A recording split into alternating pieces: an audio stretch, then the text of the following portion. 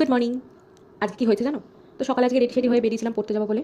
দিয়ে গেটের বাইরে সাইকেলটা নিয়ে বেরিয়েছি, তো দেখছি সাইকেলটা ফার্স্টে সামনের চাকাটার হাওয়া নেই, তো সেটা মানে পাম্প দিয়ে ভরা হলো। তারপরে দেখলাম স্ট্যান্ডের এটা খুলেই গেল। তো তারপর বুঝলাম এটাকে নিয়ে আর যাওয়া যাবে না, তো সেটাকে আবার বাড়ি ঢুকিয়ে দিয়ে এলাম।